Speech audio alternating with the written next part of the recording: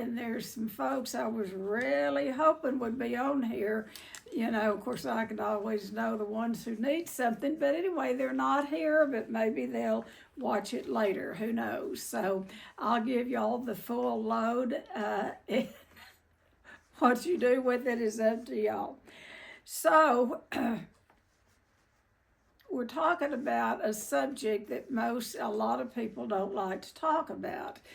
But in coupleships, the two things that gets couples in the most trouble are sex and money. Those are the two subjects, sex and money, either too much or not enough. So I'm going to be talking this morning about sex addiction. And, like I said, it's a subject that a lot of people don't like to talk about. And it is addiction, much like any other addiction. I mean, it goes through the same process as drugs and alcohol. It affects the pleasure part of the brain, like drugs and alcohol. And so I'm going to go into it. And I was talking about, and I failed to say it last week, that we're really doing a series on codependency. And I'm sure all of you, or some of you have, I don't know if you've seen this, the umbrella of addiction. If you've been here, you have the umbrella of addiction, where, and I'll just explain it to you, is the umbrella of addiction covers over the core pain that we have brought into our adult life from childhood. And I want you to hear me. It doesn't have to be anything great big. A day in the life of a child, I always say, is different than a day in the life of an adult. And so when something happens to a child, and particularly if they're sensitive little children and getting ready to grow up and be addicts, but anyway, it affects a child.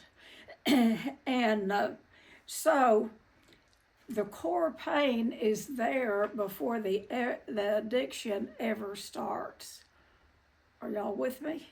The core pain is there. So just draw yourself an umbrella.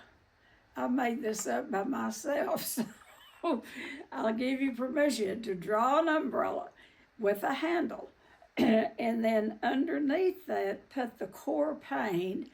And then underneath that, put trauma. It's some form of trauma. And then under that is we get set up for codependence in our childhood. And so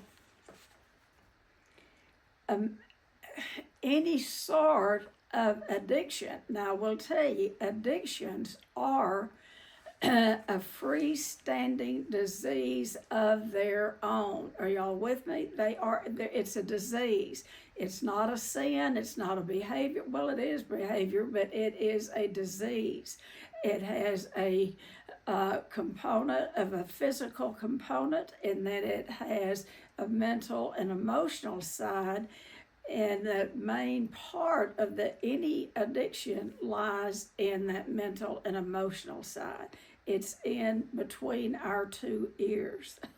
It's right up here is where it starts, and this is where we get sick.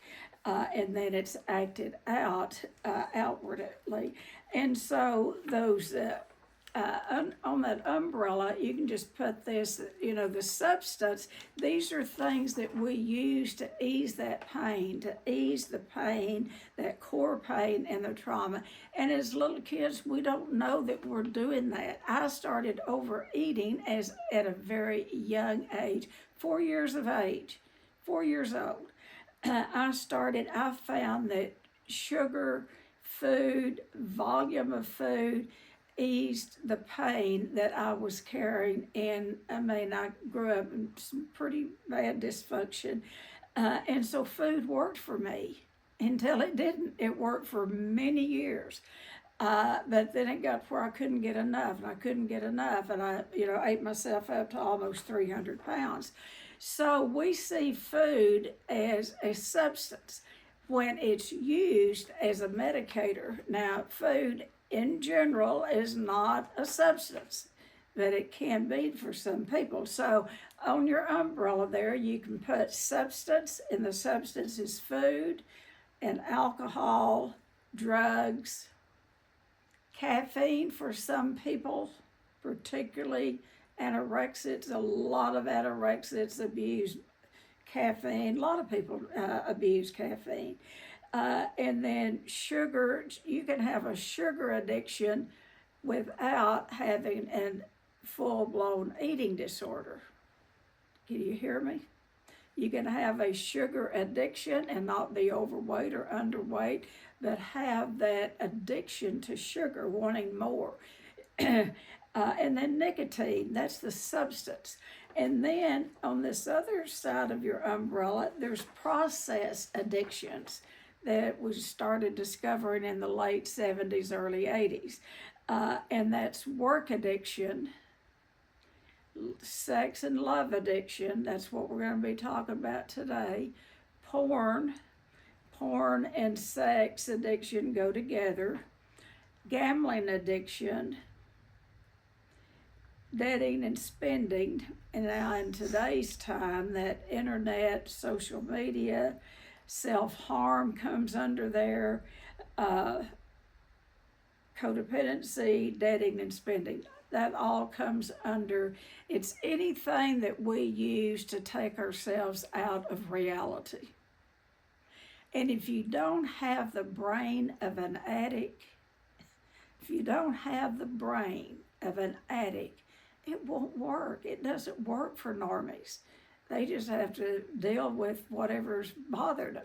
But people who have that addictive brain, those chemicals in their brains, we can get addicted to most anything.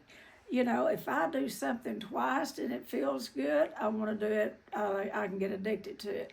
It's for addicts, a substance or a behavior can change the way we feel. Like I've always said, addicts are not idiots. If we didn't get something out of using a substance or a behavior, we'd do it a couple of times and think, oh, well, I don't want to do that. It costs too much, takes up too much time. But we get something out of it. It changes the way we feel. So I'm tackling love addiction today. And not love, well, a form of love, but it's sex addiction. And I want to read to you the big book of Alcoholics Anonymous. It's on page 69. And it says here, we all have sex problems. We'd hardly be human if we didn't. What can we do about them?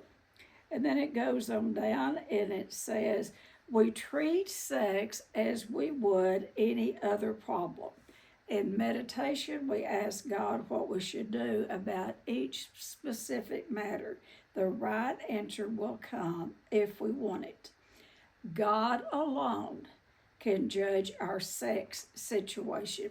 Counsel with persons is often desirable, but we let God be the final judge. Okay, we realize that some people are fanatical about sex as others are loose. We avoid hysterical thinking or advice. So, we're in good company. And that Bill W., who wrote that and who wrote, what did I do with my pen? Who wrote the big book of Alcoholics Anonymous, he would be here talking about sex addiction, and he would probably be in essay, Sex and Love, or Sex Addicts Anonymous, because he was one. But they didn't, talk about it then. A lot of it, not all, but some alcoholics, men and women both, have problems in the sex area. And, I always say this, Bill had a mistress, but he had more than just one mistress. But anyway, he liked women, particularly he liked sex. And when you buy this big book, there is a portion of it that still goes into a foundation for his mistress. And it did the last time I checked into it. And so Bill knew that the alcoholism and the sex addiction was intertwined. He just didn't live long enough to be here with us when we started looking at process addictions. He was a bad old alcoholic, and that's what he wanted recovery from. That's what God relieved from him. He never removed that sex problem from Bill. All right, so what I want to talk about then is sex addiction is a disease. It is not a moral issue. It is not a sin. And men and women can have it. It's not just men. We think of sex addicts as somebody that lives under the bridge and wears a overcoat and exposes themselves and all. That can be a form of sex addiction. But most of your sex addicts in today's time are ministers at churches standing up preaching. There's bankers, lawyers, Indian chiefs, you name it. Secondary school teachers. It's people. People can have problems in the sex area. So it's a compulsive need to engage in sexual activities despite the negative consequences. Now that's what makes any behavior an addiction, is if we suffer any consequence and we continue to use. That is what makes it an addiction, whether it's sex addiction, love addiction. When I talk about love addiction, it can get as down and dirty. There was a woman in California that her and her husband, she put him through school. She worked hard. She had the baby. She stayed home and took care of the kids. She took care of the home. He got 2 degrees. He was a lawyer plus a doctor and blah, blah, blah. Became very, very successful. And then he got him a mistress. He got him a girlfriend, his secretary. You can read about it. I can't remember her name, but you can look it up. This is extreme sex and love addiction. He had had different affairs, but he stuck with one then, and she knew about it. They had divorced. He divorced his wife. He took the family home, the beautiful home that she had kept. I'm mad at him just talking about it. And so what happened is she got so obsessed with thinking about what he had done and how she had been betrayed. She got her a pistol. She still had a key to that house. She unlocked that door. It was early morning. She walked up the stairs. She opened the bedroom door and she killed both of them. Now that is the bottom line for love addiction. And if you don't think it happens, you just pick up a newspaper and read it. And it'll be in there. They don't say this man or this woman killed so-and-so because they were love addicts, but that is the bottom line. The bottom line for love addiction is suicide or homicide. Most of the time what they'll do, and it can be men or women, we've had a man 3 counties over that his wife did not have an affair. He thought she did. He made it up in his friggin' head, and he killed her and took her away from their children. This is serious business. And for people who suffer from it, when it's taken to the extreme, there can be extreme outcomes. Okay, so I'm just getting all in here up in this. So anyway, so sex addiction, like any other addiction, is a compulsive need to engage in sexual activities despite the consequences. And it goes through the same addiction process as drugs and alcohol and food addiction, and sometimes the attempt to curtail the sex acting out. And we see this a lot when people are in early recovery from sex addiction. The number one thing that they will go to, and I see this with men as well as women.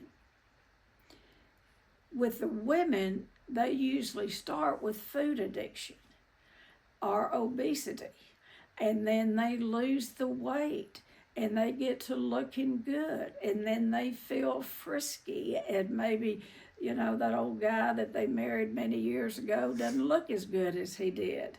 And so, you know, they're looking. There was a woman, a friend of mine from Savannah, that was here the other day, that is she's pretty much an expert in bariatric surgeries. And we were talking about this switching of addictions. And what we see with the overeaters particularly is they'll get cute, precious, and darling, and they'll go outside that marriage in a heartbeat. Not everyone, do not hear me saying everyone, but there is a high percentage that does.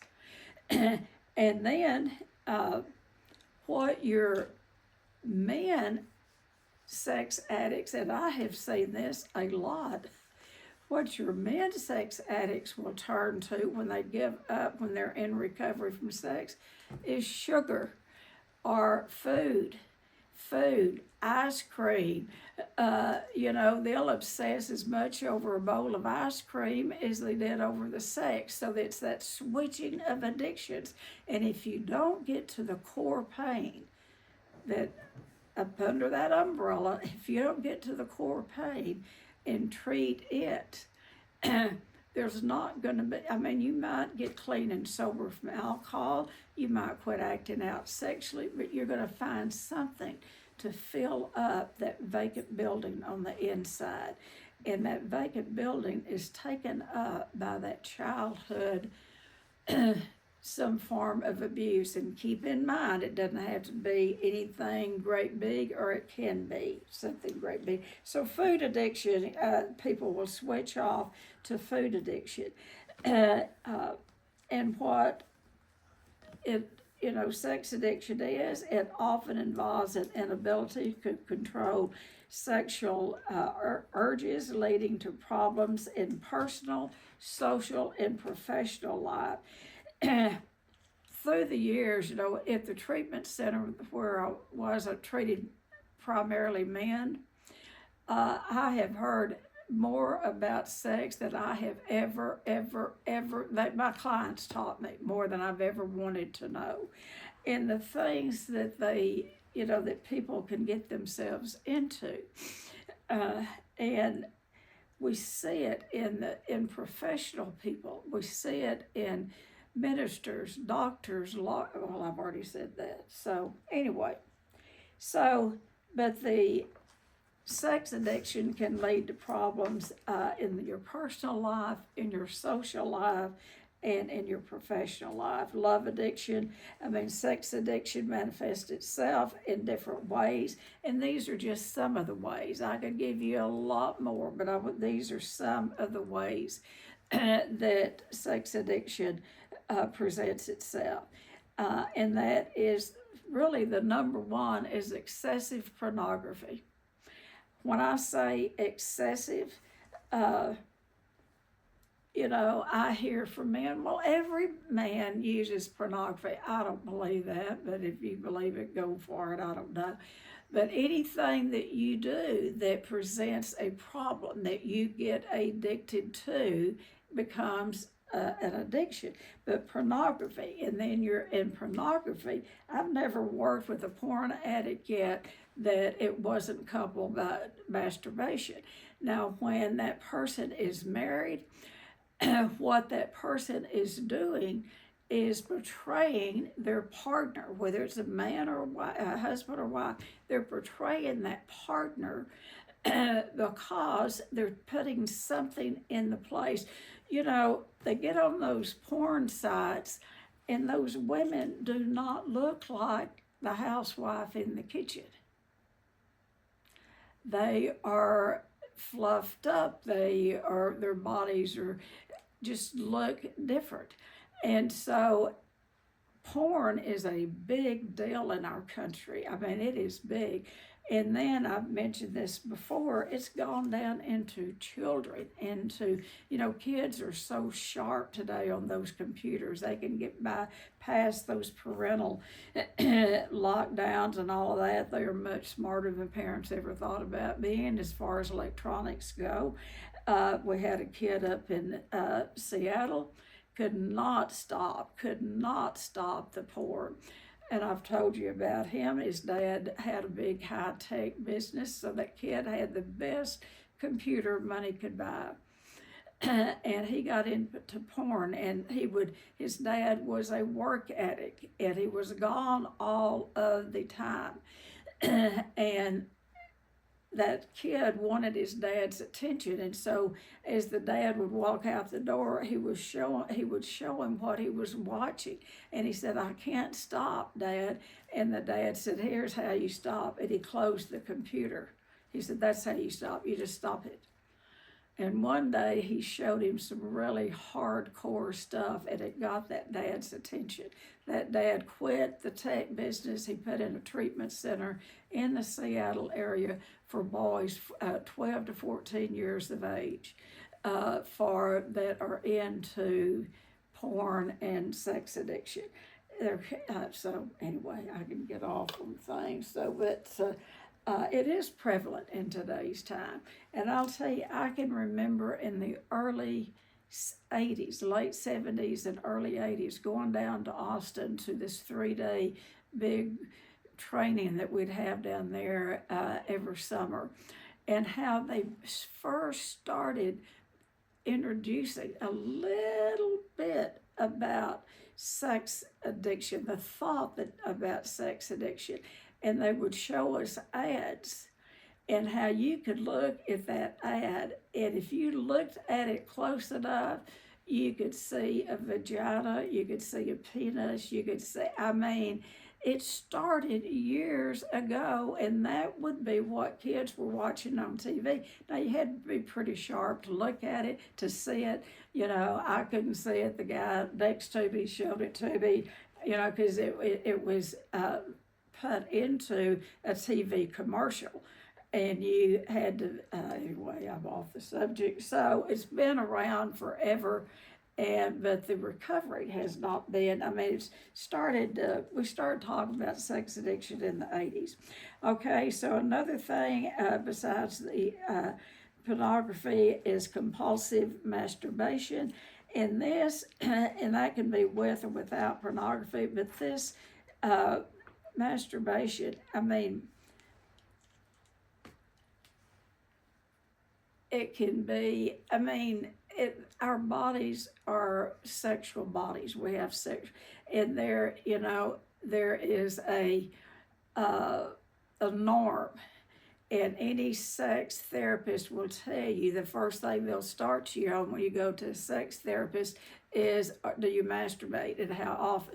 And so it's not a bad thing. It's our bodies. It's not a bad thing. Even, one drink of alcohol is not a bad thing. One cookie is not a bad thing. It's what it's taken to the extreme is when it gets so sick.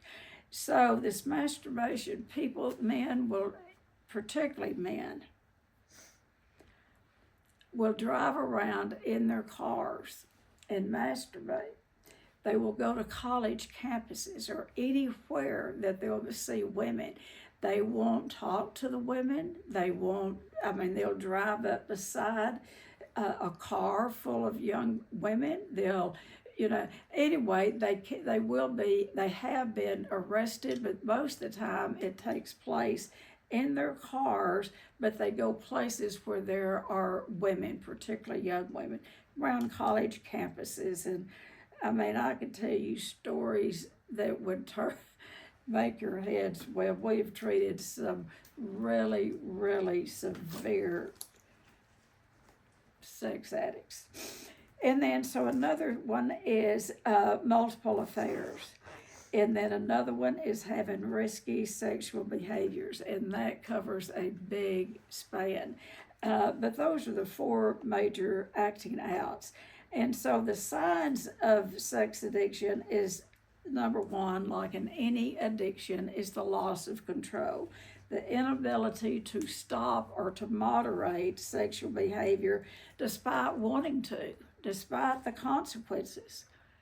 I mean, this is where a lot of your alcoholics, a lot of you, compulsive overeaters, I wanted to stop the eating. I wanted to, and I would promise myself I would stop. And I couldn't. I might for a day, but I couldn't. An addiction is an addiction is an addiction, and if we could stop it on our own, we would have. All right, the sex addict a lot of times will want to stop, and they can't many times on their own. And the addict will go through the addiction cycle that starts usually with a feeling. It starts with feelings. We are feeling people. Addicts have more, we've got big feelings. We have more feelings than the normie does, so it starts with a feeling. And then usually that feeling is loneliness. That feeling can be anger. A lot of your sex addicts are full of anger, and that anger is from the childhood. It's usually not present anger, but it will show up in present day. So anger, fear, bless you. And so the brain remembers the sense of ease and comfort. The big book tells us this. The brain remembers the sense of ease and comfort that it gets from acting out of any addiction. The brain remembers. For an alcoholic, the brain remembers how it feels to take that first drink and get that sense of ease and comfort. For the overeater, that overeating, getting that sense of ease and comfort. Same with the sex addict. The brain remembers. So you start with the feeling, and then this addiction cycle, it starts with the feeling, it goes with the thought. And once you get to the thought of thinking that you're going to act out, that's all you think about. That's all you can think about. And then you think about when you can, where you can, and there's such a progression of any addiction, and there's a progression in sex addiction to where it will get to where people will lose their jobs because they can't show up at work, or they'll be late, or they'll act out at work. I mean, it's a down and dirty subject sometimes. Okay, so we go for that sense of ease and comfort. And then what the sex addict goes for is the release of the sex act. That is what they go for, is the release. For the overeater is for the numbing of the pain. For the alcoholic, it's that 18-minute high. You take a drink of alcohol, it jacks you up for a few minutes, and it's a downer drug. It drops you. But every alcoholic, and I am one, I've never known an alcoholic yet that didn't keep going for that high, that high, that high. And alcohol will not sustain that. The alcohol does not sustain the high. That's why you have to drink more and drink more. You get a hit, it lifts you up to drop you down. And so it's a downer drug, and I'm back on alcohol. So after you have that release, that's what the sex addict is going for, that sense of ease and comfort. Then, like any addict, what happens is they'll be covered over with guilt and shame. There's shame, and there's more shame in sex addiction than any other addiction. And particularly depending on their vocation, where, they're standing in the community, whatever. The shame overcomes them. And then they sing that song that every addict sings is, I'll never do that again. I'm done. I am they'll close, if they're a porn addict, they'll close that computer, they'll walk away, they may get their wife or kids to put the computer up, they'll maybe carry it around in the trunk of their car so they won't have it in their bed. They're serious, they're not going to watch porn again until they do, because that brain it's instilled. They, what they remember is that sense of ease and comfort from the release of the sex addiction. So, and then what happens is it's like any other drug. You need more, you need more, you need more. Sex addicts will start. I was reading, and I'll tell you, this is the best book, Out of the Shadows. It's old, but it still is prevalent as it was. That I've worked with Patrick Carnes, not have worked with him. I've shared conferences. We both spoke at different at conferences at different times. But Patrick Carnes wrote the book Out of the Shadows, and it is everything you want to know about sex addiction. And the main thing Dr. Carnes says is the main thing that will help is the 12 steps. And he's a PhD psychologist, so go figure. We all know that the steps work when nothing else will. And so all right, so the need to, number 2 is the need to increase sexual activity. Number 3 is neglecting responsibilities, work relationships, personal well-being. They quit taking care of themselves because they are preoccupied with sex. I've worked with college students that, anyway, I won't go into all of that because it could breach some confidentiality. But anyway, number 4, they get addicted to risky behavior. The farther they get into the sex addiction, they up the ante. They up the ante, engaging in unsafe sex, having affairs. Are the dangerous activities or other dangerous activities despite consequences. Let's say a professional, let's say a lawyer has a trial, a big trial. He's prepared for it. He's worked on this for months. And it is, let's say he's he's a lawyer and he has this big trial, and it starts at 9 a.m. 9 a.m. He starts out, he leaves early so he can get to his office, so he can make sure everything's in order and that all the papers, but he gets sidetracked. And how he gets sidetracked is he will take a turn and go to someone that has given him sex before. And when he makes that turn on that street, that trial is so far out of his brain, it's not anywhere to be found. That is how dangerous addiction is, and that's how dangerous sex addiction is. Because when that thought gets in here, they act on it, and sex addicts will act on it. In fact, and quicker, and I don't know, I want to say quicker and faster than alcoholics, I don't know. But anyway, they go for the release, they put everything on the line. Their families, their relationship with their spouses, and there's women sex addicts as well as men. Number 5 is emotional distress. They feel feelings of shame, guilt, and depression after engaging in sexual acts.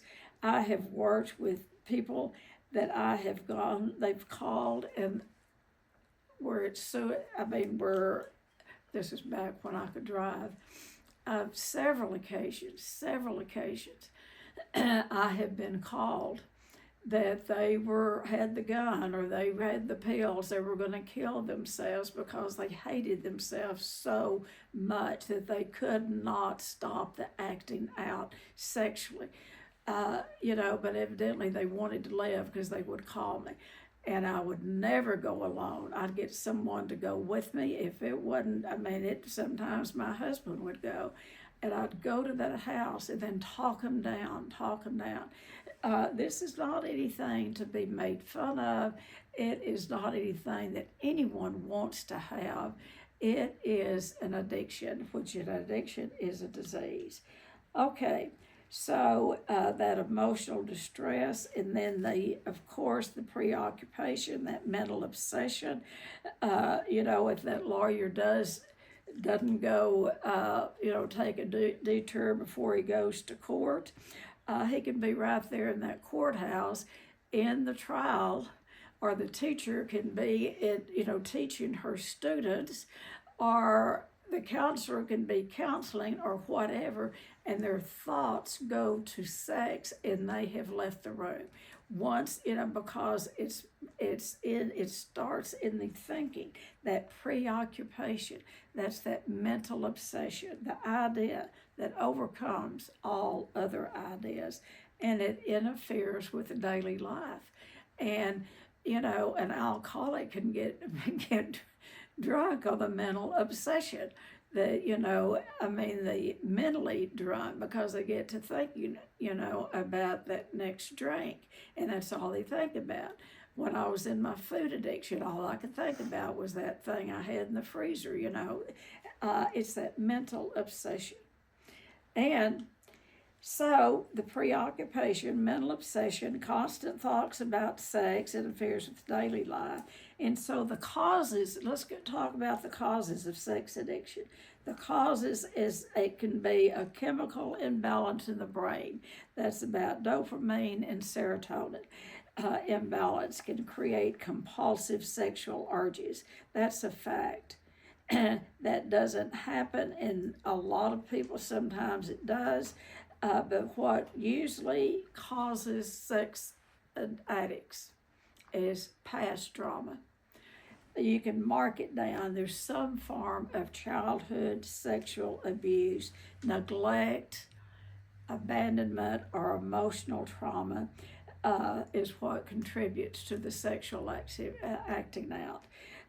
The story that I tell about this little boy that was raised in a home where there could be alcoholism or not, I don't know, but there was domestic violence. He would lay in bed at night and hear mom and dad fighting, and he would hear his dad hitting his mother. He could hear it. And sometimes he would even get up and go and try to separate them. Well, then they would turn on him, both of them, make him go back to bed. But it wasn't every night, but it was frequent, that domestic violence that he heard over and over. And at a very early, young age, children find themselves, and it's a normal thing how our bodies work, but he found himself very early, and he started masturbating at a very early age, and he could not stop on his own. He could not stop. And then his mother did not have a relationship with her husband, and so she made her son her little man. And she would even dress him up and take him to social functions and things that were not child age appropriate for that kid. And his mother would go down and hug him. It's what we call engulfment. She would go down, she would want the love from the son, the love, the feelings need to go from the parent to the child, not the child to the parent. Can you hear that? But the mother will seek love from a child instead of the spouse. And sometimes it can turn to sexual abuse. I was doing a workshop in a therapist office in downtown Dallas 35 years ago. And he's passed away since, but this therapist was listed, fine dressed PhD. I mean, he was a fine dresser, and he was about halfway kind of listening to me, and but then I started talking about sex addiction and how children get affected, and he broke down and started crying, sobbing like a baby. And he started talking about his relationship with his mother and the things that his mother made him do. Anyway, I won't go into all of that, but he had never told a soul. Abnormal becomes normal. He had it up in his mind that was what people did. And, he knew as a PhD, he went to school to learn about what happened to him in his childhood, and he did not learn until this, woman showed up in that office, and I was doing experiential type therapy with him like I do in the intensives, and he broke.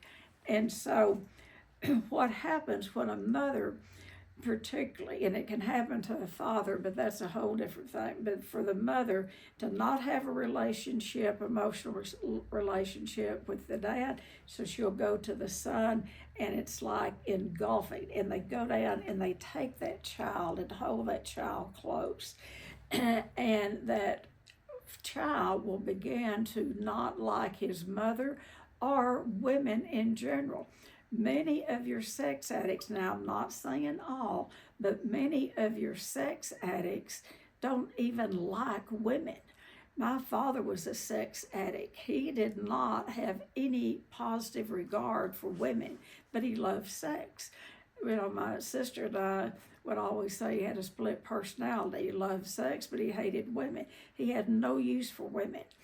And particularly me, because I was overweight, dark skin, black hair, and I didn't look like him. So anyway, I don't know, I can always go back to the childhood, can't we? So past trauma plays a big role in sex addiction. And this is why we do the type of work that we do here, is to help people get to that core pain, to where this started, and start healing those childhood wounds. So mental health conditions, people that have anxiety, depression, OCD, a lot of you OCD people are going to be your sex addicts, or your sex addicts, a lot of them will have OCD, that compulsive acting out, and then depression and the anxiety. A lot of your sex addicts live in depression, and a lot of your alcoholics are depressed. That's why they go to something, that's why any of us go to anything to make us feel better.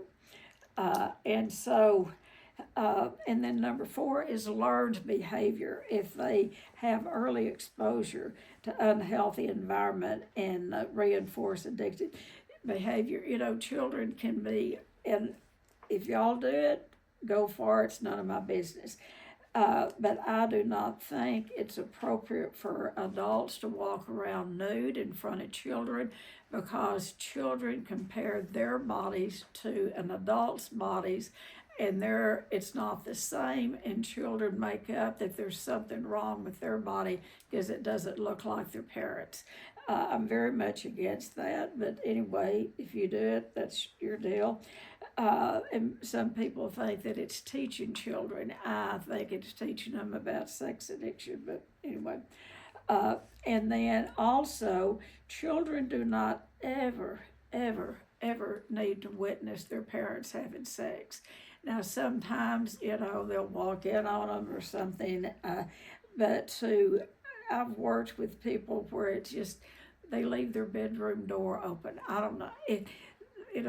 Sex needs to be a sacred thing between a man and a woman, or a woman and your partner. It needs to be between the partner, and it's never appropriate for a child to watch anyone have sex, because it scares them. They don't know what's happening. They do not know, and what they don't know, they have to make up. Uh, and so we get to treatment. What is treatment for sex addiction? One thing is trauma focused therapy to address the underlying emotional issues. Trauma focused therapy. And this is where I'd recommend in a heartbeat that people come here and do an intensive. I've looked the last few days at places where people might go for sex treatment, and it is expensive. Most of them don't take insurance, and if they do, it's, they don't take the right kind of insurance or what. Anyway, it's hard to get into treatment for sex addiction. It is possible, but number 5 is, as far as getting help, treatment, for treatment, is get trauma focused treatment, to where go to a therapist that has been trained in trauma and sex addiction. And then it's like any other drug, you're going to have to get detoxed. And how you get detox is, one of the things, like I said, is, go to an intensive, come here. And, there may be others in the country. I don't happen to know about it, but come here, a short-term intensive to get stabilized. I treated a man in the intensive, and he was a sex addict. He was very much a sex addict. He was a young man. And I asked him, I said, can you, because we didn't have any other men at that intensive, he was in a room by himself. I said, can you refrain from masturbating for 24 hours? If you can't, I need to put a tech in there with you. Anyway, we have to get detox. He detoxed himself from spending hours masturbating. And he spent, and anyway, he came and did an intensive, and then we recommended inpatient treatment, and he stayed for inpatient treatment. His parents came in, and we got to see where the trauma started. So, and when I say him, we've treated a lot of hims and hers, so it's not just one specific. So, get help, whether it is short-term intensives, long-term inpatient. Tiger Woods went to Pine Grove in Mississippi. This guy, Patrick Carnes, wrote that original program. Patrick Carnes is at the Meadows now. I've been trying to get someone into treatment, and that's the hardest thing that I have come up against in a long time. I mean, I don't know what the secret is to, call a treatment center and get to talk to a real live person and get someone in treatment. It's difficult. But anyway, Pine Grove, I think, is probably the best inpatient treatment for sex addiction in the country. Not because Tiger Woods went, but, it was out there, and they do good work, and they do Patrick Carnes' program. Patrick Carnes' program is in several treatment centers. Okay, so after the weekly intensive, follow up with EMDR. EMDR is one of the best modalities in today's therapeutic venue. The therapeutic world is the best that therapists have to offer. My recommendation is to do an intensive first, and then follow up with EMDR, about 6 to 8 sessions. I'll tell you personally, for me, I wasn't a sex addict, but I went to treatment, the first time for my eating disorder, the second time for being for the sexual abuse. I went down to Florida for a 30-day treatment program down there. And I don't know what I was going to tell you about that, but anyway, the EMD, oh, yes, that's what I was going to tell you. I did that, and then I came out probably several months later, was in Dallas doing a workshop, and I heard the woman, the original woman, this has been years ago, she had just was going around talking about EMDR, that she had, it was really a God deal how she even came up with the idea. So I sat through her 2-day workshop on EMDR, found out there was the therapist in Austin doing it. I went down there for 8 sessions of EMDR. That's been years ago, and I have not sat back in a therapist's office since then. Now, if I need to, I will. But after all the work that I did in 2 treatment centers, and then I ended it with 8 sessions of EMDR, I'll tell you that is a good package to treat sex addiction or sexual abuse. Either way, EMDR works. All right, and then number 6, by all means, get into a 12-step program. Sex Addicts Anonymous. And they're hard to find. They're usually, a lot of times, they don't give out, they don't publish in the, they are hard to find, but they are, you can find them, go online, you can, because of the subject. They just, there's a good meeting in Midland, but you have to, it's hard to, I send a lot of people out there to their SA meetings, but it's hard to find. They're not advertised like AA is, but anyway, you can find them. And then medication, antidepressants, or mood stabilizers may help the mental health condition if the person has a mental health condition. And then number 8, lifestyle changes, mindfulness, meditation. We've got a man here that I'm looking at, Jeff, does meditations. And I will tell you, we're getting ready to start a program, and part of that, Jeff was going to be offering his meditations, and I would recommend for any addiction, but particularly sex addiction, to check into Jeff's meditation, because it's about mindfulness. It's about bringing your mind to the center and focus, because it's so hard for an addict to focus.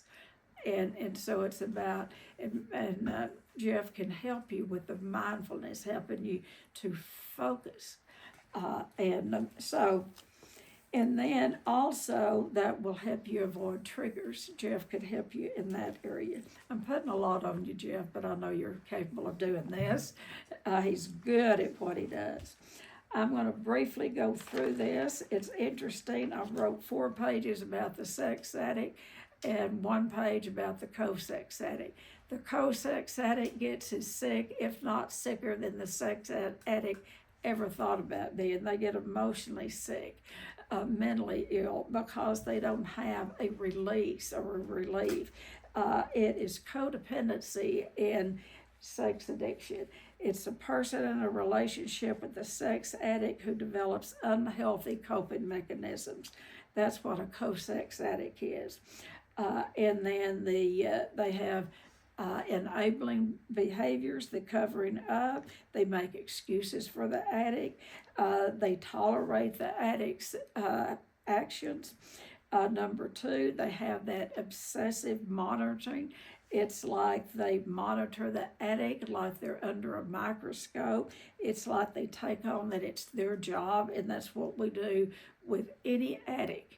I mean, with every addict, there is, it used to, we said at least 20 enablers. You know, when you really look at the enablers that an alcoholic has, you go all the way to lawyers, doctors, judges, parole officers, families, you know. Anyway, so with sex addicts, look at the enabling that the sex addict does. They do a lot of covering up for them. And then obsessive monitoring. They will try to keep up with their partner's actions. They will check their phones. They will look at their online activities. It takes a lot out of the co-sex addict. Co-sex addict, majority of the time, has a lot of low self-esteem, low self-worth, feeling inadequate, believing that they are the reason for their partner's addiction. You know, that's what happens in alcoholism. You know, the non-alcoholic, we just know that we're making them drink until we understand the addiction. And then number 4, co-sex addicts have their own emotional turmoil. They break down in anxiety, depression, a sense of how would I write here? Oh, the depression, or a sense of, they just get so down on themselves because they cannot help the addict. They think it's their job to help the addict. And so consequently, they get down on themselves. They're not good enough. They try to dress better. They try to do this, try to do that. And then number 5, the biggest thing with co-sex addicts, they stay despite the harm.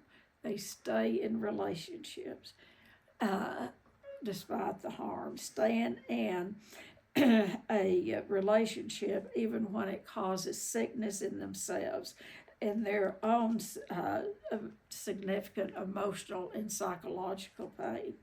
So treatment for the co-sex addict, again, I would highly recommend that they come to like an intensive and learn about their own self-esteem, learn about boundary setting, learn about codependency, do their own anger work. They're carrying a lot of the shame. They carry a lot of the shame from the sex addict. And then support groups, COSA groups, codependents of sex addicts. You can look that up, .org, COSA.org. And then in going to 12-step meetings, get a sponsor. Don't just show up at 12-step meetings. Get a sponsor. Work the steps and then help others. So self-care, your co-sex addicts by this time usually have let themselves go. They're either overweight, underweight, or they don't take care of themselves, and this could be a man or a woman. They need to start taking care of themselves. They need to have regular meditations. They need to get massages. They need to maybe go on a trip. They need to have some fun in their life. They need to take their eyes off of the addict and put it on themselves. Then down the line, not at first, but down the line, I highly recommend couples therapy, when both partners in the coupleship are on the road to their own individual recovery, then come back with imago therapy or some really good counseling, couples therapy. To do it early on, I think, is a waste of time until each individual gets into some healing themselves. The relationship is a third entity, and it takes 2 healthy people who stand in tall, autonomous with the God of their understanding. And then they step into the relationship. I don't believe people can put relationships together. I think God puts the relationships together. But it takes 2 healthy people. That's why I'm against marriage counseling early on, because I don't think it works. I think you need to get the couple, each individual, their own individual help first, and then bring the couple together.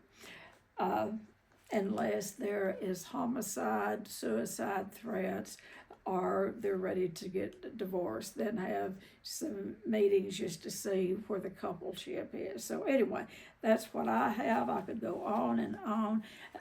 This is a good book on facing love addiction by Pia Melody.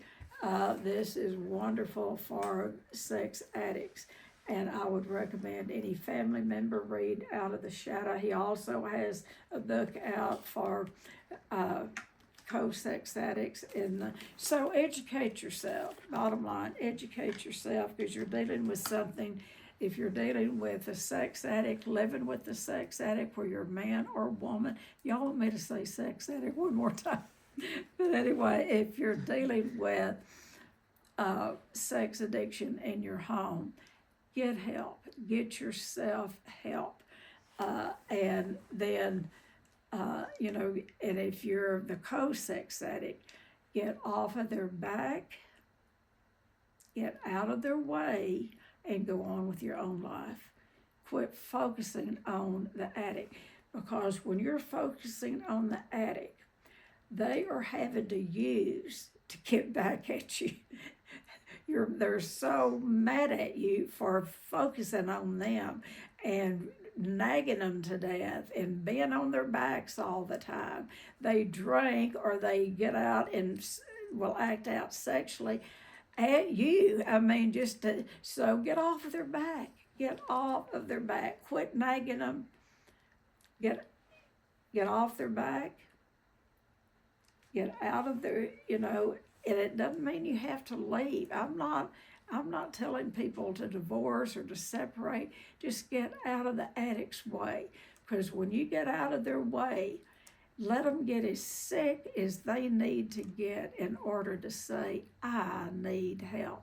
As long as there's someone enabling them and taking them out of their pain, they'll never seek help, because you are relieving the pain for a short time. So get off their back, get out of their way, get on with your own life.